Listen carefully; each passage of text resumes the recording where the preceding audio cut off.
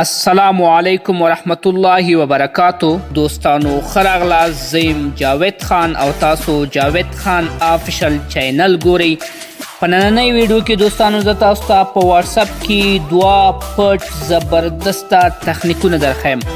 دغه سیټینګونه به امکان دی ولري دوستانو چې تاسو مخکې په خپل واتسپ کې نه وي کړي. که دا سیټینګ تاسو نه وي کړي ضروري وکړئ ځکه اکثره تاسو په کار راځي.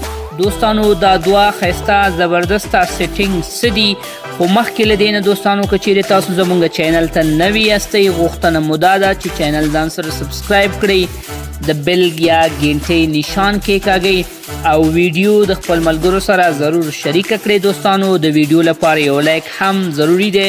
نور نو ستاسو وخت نه نیسم، راځم د ویډیو په طرف باندې. دوستانو اول نمبر ټریک یا سیټینګ دا دی که چیرې څوک تاسو ته واتسپ کې میسیج راوکړي او هغه میسیج تاسو ولولئ او بیا هم غواړئ چې هغه کس پوه نشي چې تاسو د هغوی میسیج لوستلی دی. مطلب هغوی تاسو ته میسیج رالیږي خو تاسو میسیج لولئ او هغوی ته پته نه لګیږي چې تاسو میسیج د هغوی لوستلی. نو دا سیټینګ به تاسو په خپل واتسپ کې څنګه فالوئ؟ نو دې لپاره به دوستانو تاسو راشئ خپل واتسپ ته. خپل واتسپ به داسې راخلاص کړئ، بیا به راشي د 3 نقطو ته او بیا به تاسو راشي داسې سیټینګ ته او سیټینګ کې به دوستانو تاسو اکاونټ برخې ته راشئ.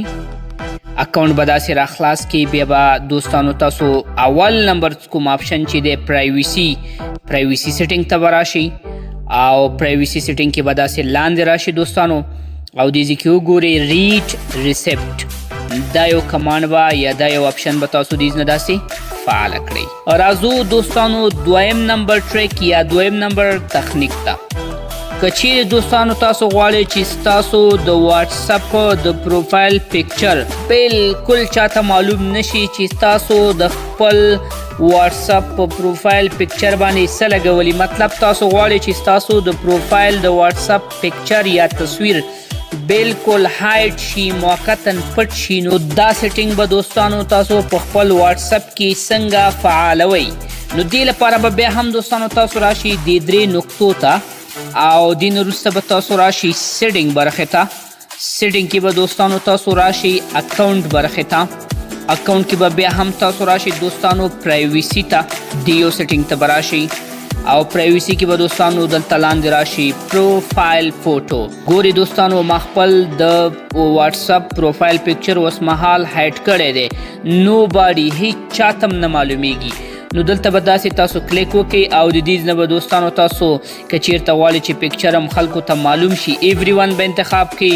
که چیرې تاسو غواړئ چې پکچر مو هایډ شي نو داسې به نو باډي انتخاب کړئ دوستانو او د دې نه وروسته به ستاسو پکچر چاته نه معلومیږي. امید لرم دوستانو چې ویډیو به مو خوښه شوې وي. د داسې نورو ښایسته ویډیوګانو لپاره زموږ چینل ځان سره سبسکرایب کړئ، د بیل یا ګینټۍ نشان کېکاږئ چې له نوي ویډیوګانو نه خبر شئ او ویډیو د خپل ملګرو سره ضرور شریکه کړئ چې هغوی ترېنه هم ګټه واخلي. همدارنګې دوستانو د ویډیو لپاره یو لایک هم ضروري دی. ښه وخت، الله پامان.